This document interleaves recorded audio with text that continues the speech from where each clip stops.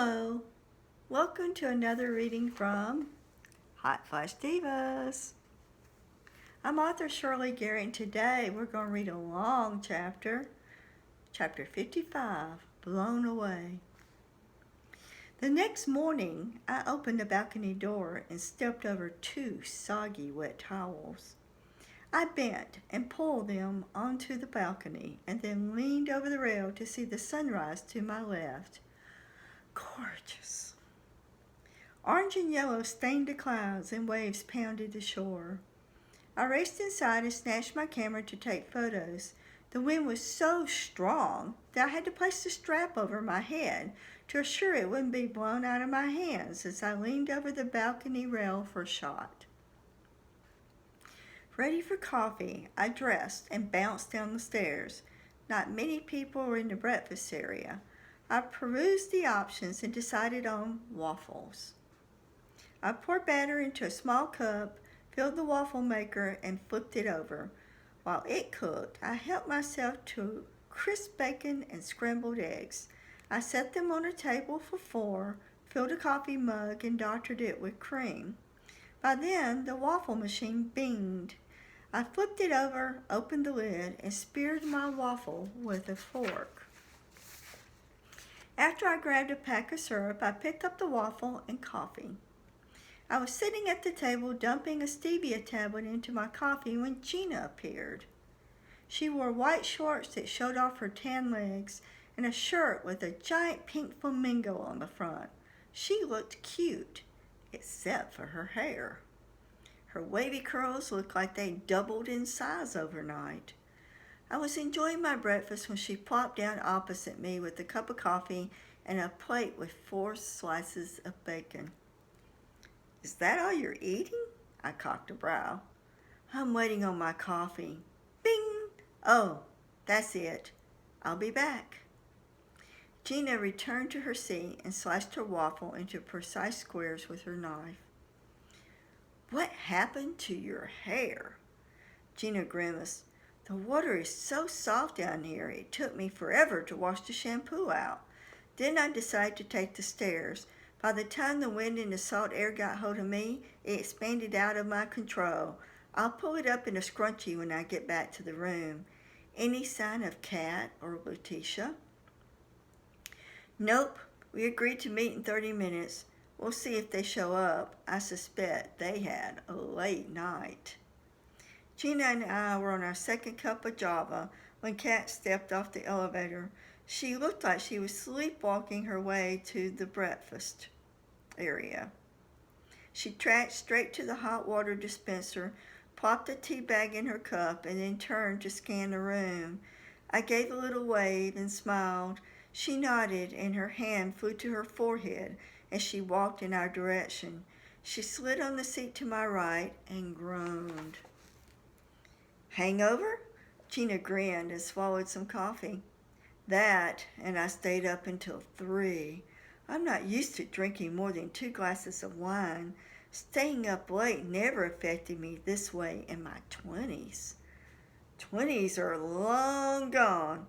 I frowned as I pulled a fatty section off my slice of bacon and looked up at her. "Don didn't take advantage of you, did he?" Since Keena's gang rape in college, I'd been a bit of a mother hen. She shook her head no, looked like she instantly regretted it, and dropped her forehead down on her crossed arms. "He was a perfect gentleman. Did you know he's a retired detective?" "Yeah? What kind?" I finished my coffee. I was debating the pros and cons of a 3rd cup in my mind. "Homicide." "I'll be right back. Don't say anything until I get back. Gina, you want another cup?" "Sure, let it." To rationalize my coffee consumption, I filled mine with decaf. I returned and set down the cups. Tell all. Kat pushed herself up and rubbed her temples. He worked in Chicago and retired on disability after 15 years. He took a bullet. He seemed fine, but not for active duty. He always wanted to live where it was warmer, so he moved down here and took the job as a part-time bartender at the Swizzler. Gina chewed and swallowed her last bite of waffle. How does becoming a cop qualify him to be a bartender? He paid his way through college by tending bar. Kat took off her glasses, laid them on the table, and rubbed the bridge of her nose before she took a sip of hot tea. Did you two hook up? Letitia was standing beside the table with her hand on her hip. We all jumped. I never heard her walk up. Kat rubbed her eyes and yawned. How long have you been there? About the time you said he took a bullet. Now answer my question. She gave Kat the look she usually reserved for Dante when he was naughty. Kat pulled her glasses back on. We made out a little, but that was it. She smiled. That man can kiss. What about you, Missy? I gave her my patented tell the truth look. Letitia's complexion darkened. She reached up and twirled a braid. You and Aaron did it, didn't you? I asked. Well, he is a fine hunk of a man. She flashed a naughty grin. We have a date tonight. Gina glared at Letitia. After what happened to me? Do you think it's safe to go traipsing off with a guy you barely know? You don't understand. It's a group date. Don has tonight off and he agreed to come with Kat. Aaron even has a couple of guys in mind for you in Phoenix. What? Gina and I said at the same time. I don't know. I pushed back my chair. I don't like mystery dates. Gina's curls were bouncing as she shook her head. Oh, come on, please. Letitia looked like a 2-year-old begging for candy in the checkout line. Pretty please with sugar on top. She held her hands together as if praying. I rolled my eyes and looked over at Gina, who shrugged her shoulders. All right, I said with reluctance. Grinning, Gina turned and with swaying hips headed to the breakfast bar. While she was busy reading the directions on the waffle maker, we all leaned in close to discuss the situation. I placed my forearms on the table. Kat, what happened last night? Those two talked and laughed until the bar closed. I stayed while Dawn closed down. I guess they left and went to her room. She looks like a woman in love with afterglow sex. Gina leaned back in her chair to eye Letitia, who was pouring coffee. One thing for sure, she doesn't have to worry about breaking Aaron like she did Jerome. Oh my! A lady to our right pointed at the large flat-screen television attached to the wall. It showed flattened houses and ripped-up trees, the destruction of someone's life savings. Where is that? I strained to hear the report over the clamor of conversations. Aaron appeared at our table. It's in Pensacola. A tornado hit there last night. Aaron, do you still have today off? Letitia hurried over with coffee in one hand and a waffle in the other. Sorry, Dumpling. I'm a volunteer firefighter. I was called in to help with the mess over in Pensacola. I'll be free by 5. I can meet all of y'all in the lobby at 7 o'clock. You be careful. You hear? Letitia put down her waffle and coffee and rose on her toes so Aaron could wrap his arms around her. He kissed her with unexpected tenderness for a man his size. The rest of us exchanged meaningful looks. Aaron waved goodbye and strode out the front door of the hotel. Letitia planted her plump rear end on our table's last empty chair and tore into her waffle like she'd run a marathon. Dumpling? Did he just call you Dumpling? I asked with an incredulous tongue. Letitia shrugged as she soaked up her waffle with syrup. He said I was as tasty and lovable as a dumpling. Too much information, I said, holding up my hand. Kat rubbed her temples. She took a swig of tea, sat straighter, and fixed her gaze on Letitia. How can you be this perky? You stayed up as late as I did last night. Letitia paused, fork midway to her mouth. With a look of disdain, she said, I didn't try every type of martini on the drink menu. I didn't either. Excuse me. almost every one of them. Besides, I exercised all my drinks off and then slept like a baby. Gina leaned forward and grinned. I bet he's hung like a horse. My mouth flew open. Gina! I promptly closed it, thinking about the Great Dane at the concerts in the park. Gina leaned closer and lowered her voice. A man that size can't have a teeny tiny wanger. Am I right, Letitia? Letitia's face darkened and she looked down at her plate and grinned. Let's just say he's a mighty man. How long? If Gina leaned over any more, she'd be lying on the table. Letitia cocked a brow. She frowned at Gina. Lordy, girl, I didn't pull out a measuring tape. Kat yawned, covering her mouth, and shook as if trying to wake up. Why not? You packed everything else. Ladies, we need to respect Letitia's privacy. Besides, she didn't ask the measurements of any of our dates, I said, sending a scathing glance in Kat's direction. You and I didn't have dates, said Gina. Kat rubbed her forehead. Please ignore me this morning. I'm the hungover bitch hag from the South. I'm sorry too, but inquiring minds and all that. Gina sat back in her chair and stretched. I'm ready to walk on the beach. Me too. I pushed back my chair and stood. Letitia pushed away her empty plate. I'm game. Kat lifted her head from her folded arms and glared at us. Okay, but I'm not going far. We left the lobby and stepped out onto the concrete deck of the pool. The fence surrounding it and the sand dunes beyond blocked the wind that was still blowing in from the east. I closed my eyes and faced the sun. The warmth felt good. I followed the Divas over the boardwalk and onto the sand. It seemed a good bit windier on the boardwalk. We left our sandals near the steps and headed for the beach. Letitia was the first to run toward the water.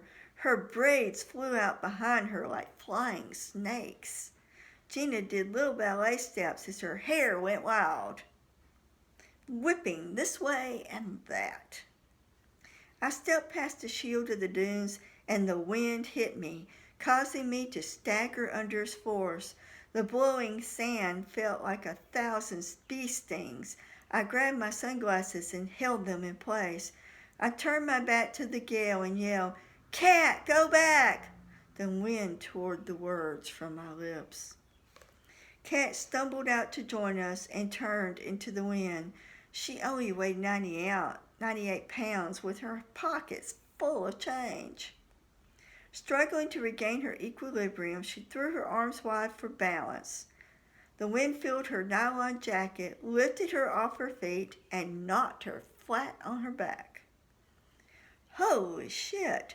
Gina waded through the deep sand, trying to get back to the boardwalk.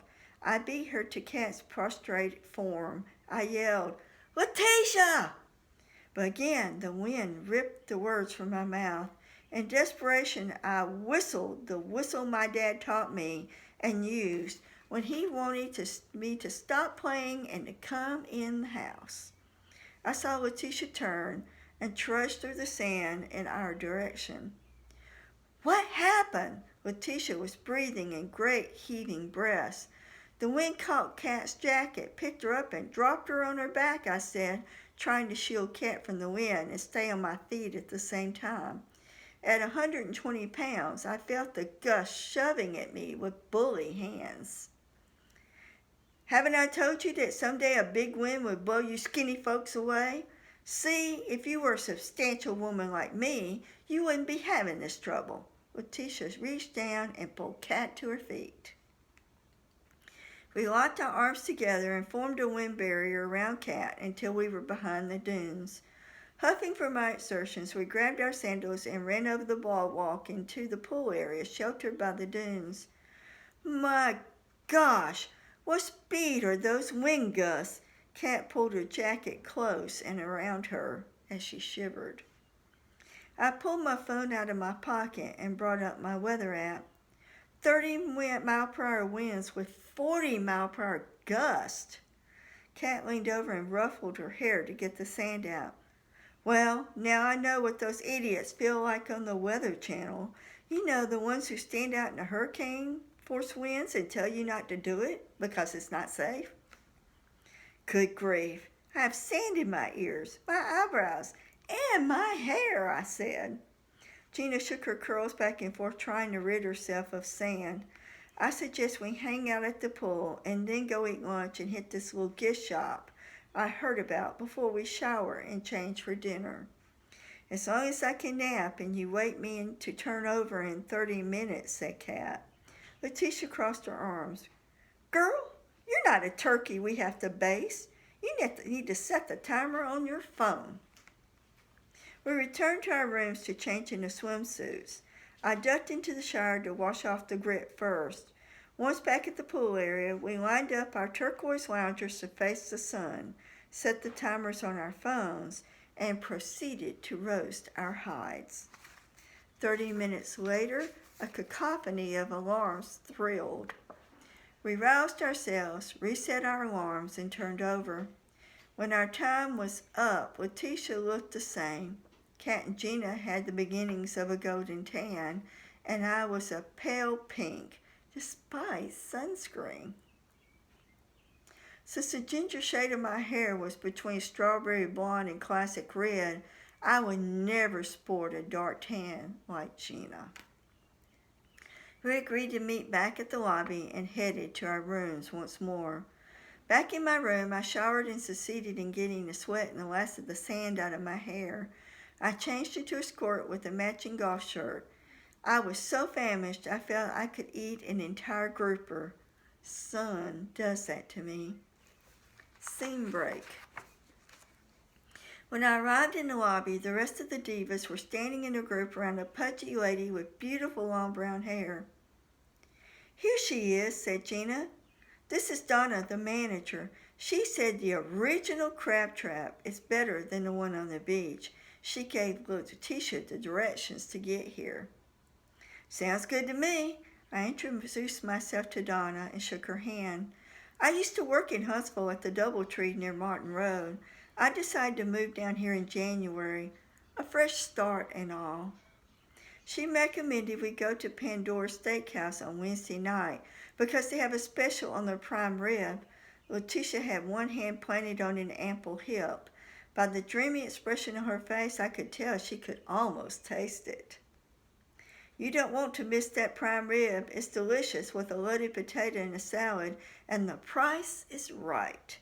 I may try to get there myself, depending on how things go around here. Donna looked over at the reception desk and frowned.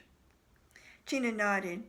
I'll be ready for a break from seafood by then. Me too, Kat agreed. Do we know where the guys are taking us tonight? Letitia started twirling her braids again. It's a secret.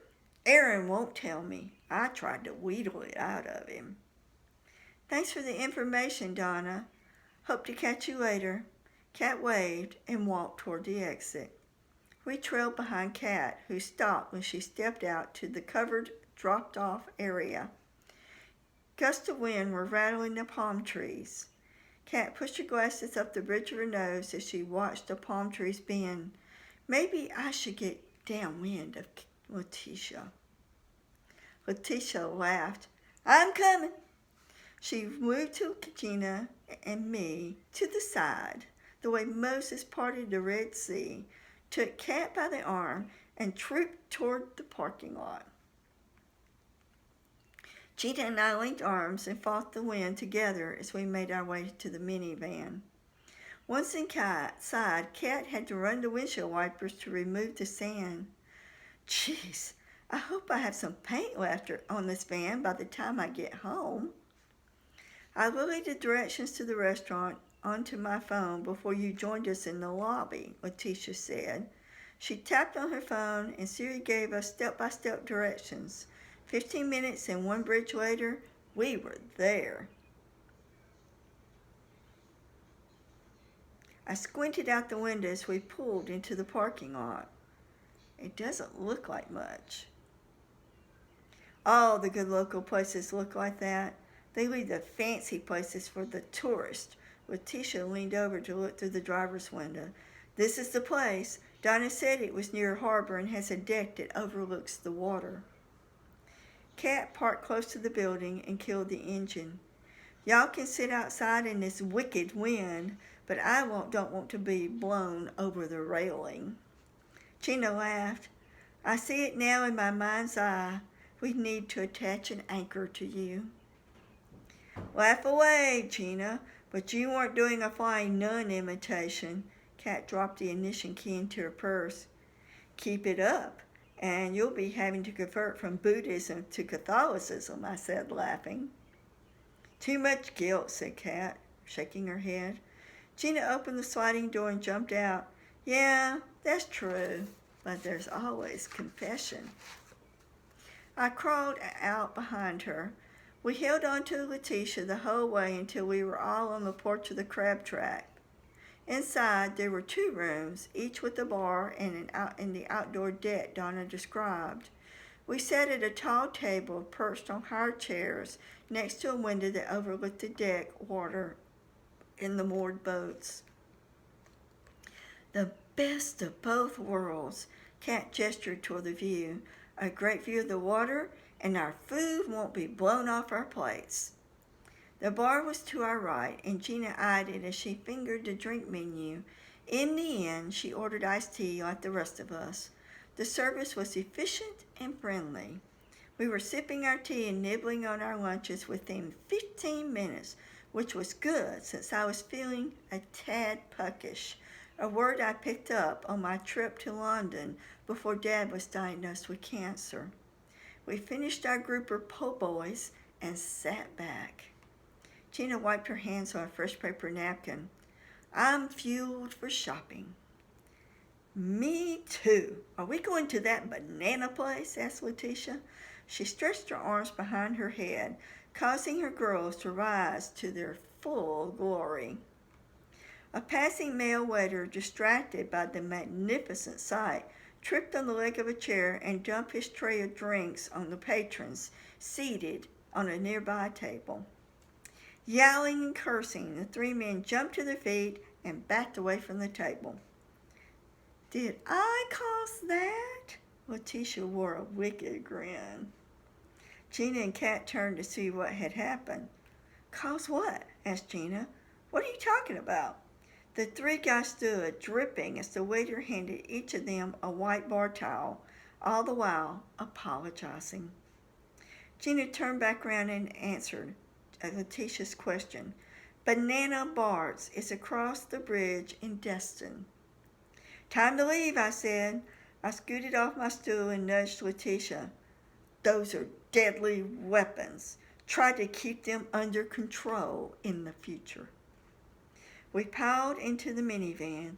The rest of us attempted to tame our wind-whipped hair while Letitia found the address and tapped it into her phone. Head 'em up and move 'em out, I said, waving an imaginary lasso over my head. Gina rolled her eyes. You've been watching those old reruns of Rawhide, haven't you? She was digging in her purse, looking for something. Give me a break. Clint Eastwood looked good way back then. I'll admit he was hot when he was younger. Gina pulled a scrunchie from the purse and pulled her hair back to tame it. En route, we passed through a section of the National Seashore in an area owned by Eglin Air Force Base. Sand dunes covered with natural grasses and trees were on both sides of the 4-lane road. The intercoastal waterway was to our left, and the Gulf of Mexico on our right. Wind buffeted the van, and sand blew across the road like a silica blizzard. I'm having difficulty keeping my van in the lane, Kat said. Is it supposed to be this windy tomorrow? I glanced at the rearview mirror and could see her brows furrowed in concentration. Gina reached forward and patted her shoulder. I checked the 10-day forecast this morning. It's sunny with 3-mile-per-hour winds tomorrow. The winds are supposed to reduce to 10 miles per hour by tonight, so you'll be safe.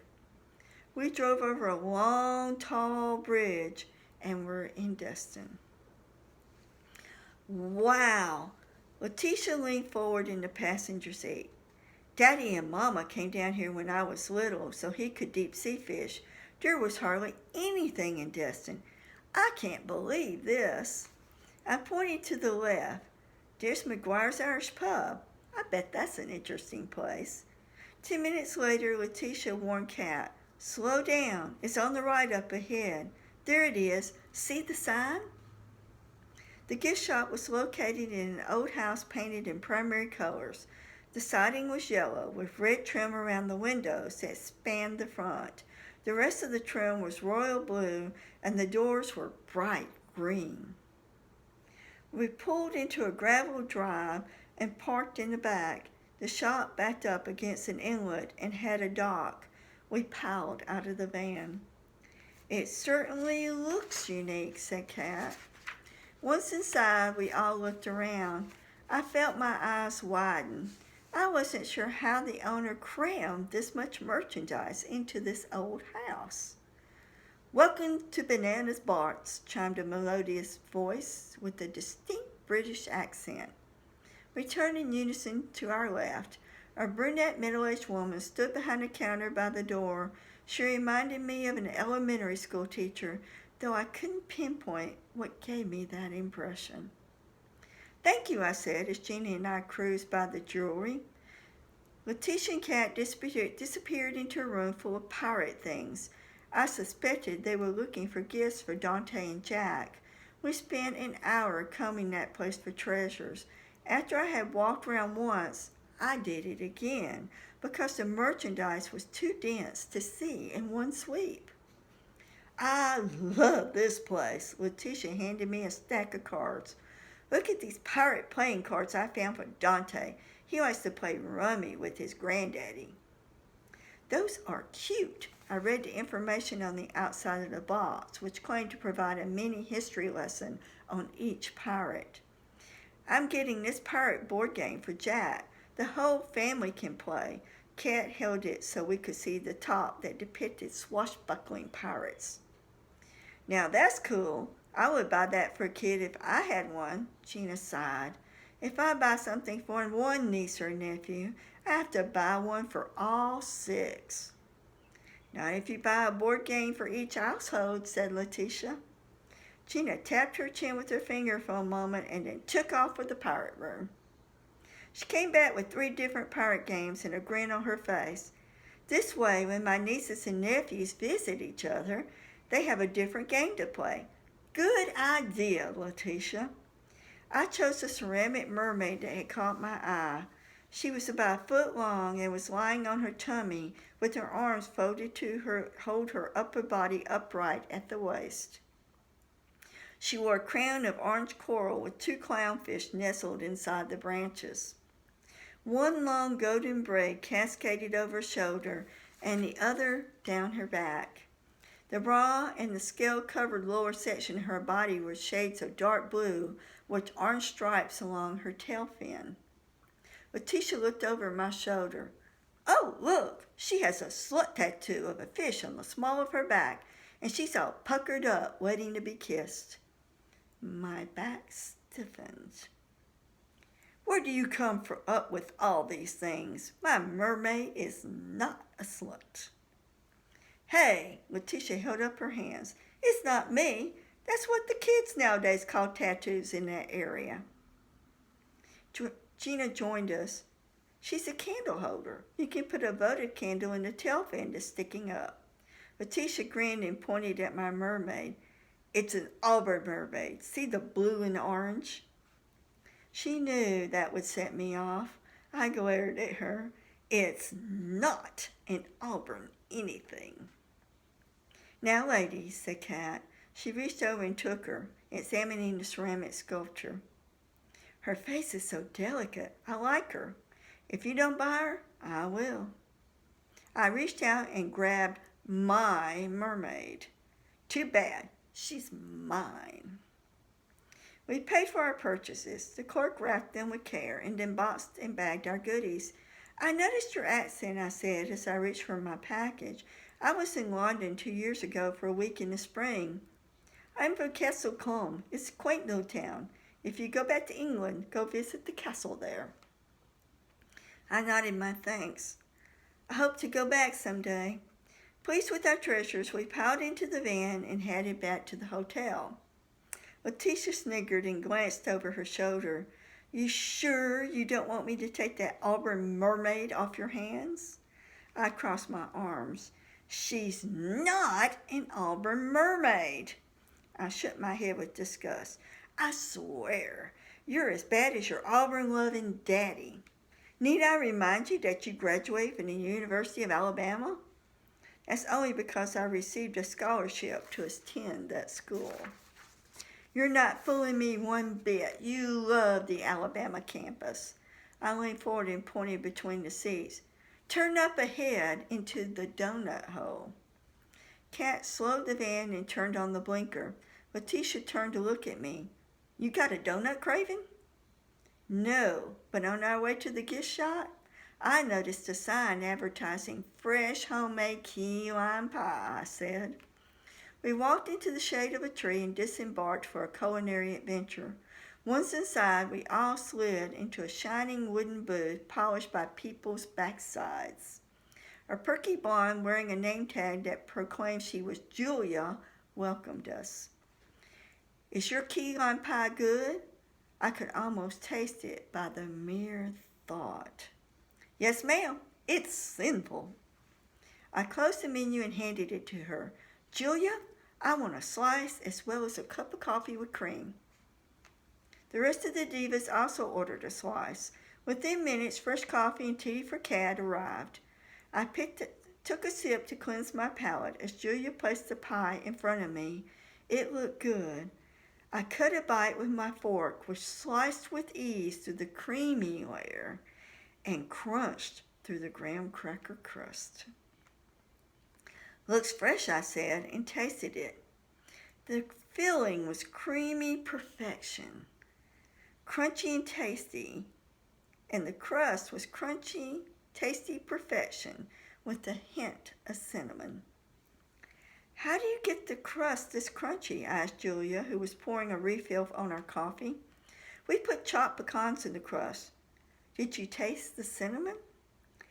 Yes, it enhances the overall flavor. I love the differences in the texture of the crust and the filling. I hate to say it, said Letitia with a shake of her head, but it's better than Mama's. Don't you dare tell her I said so. You hear? It's the best I've ever eaten. Outstanding idea, Phoenix. Kat winked at me and took another bite. Gina scraped the plate to extract every morsel. My mouth wants another slice, but my spreading backside says stop. Kat sipped her tea and yawned. I don't know about y'all, but I need a nap. Letitia dabbed at her mouth with a napkin. I'm running low on sleep too. We want to be fresh and gorgeous for our guys tonight. Gina and I exchanged glances when Letitia said, our guys. We're on a holiday and siestas are allowed on vacations, I agreed. We settled our bills, piled back in the van, and headed to the hotel for snooze to regain our strength for tonight. Thank you for listening. I hope you enjoyed it. Please like, subscribe, leave comments, and share with anyone you think might enjoy Hot Flash Divas. Be safe and be well. Goodbye.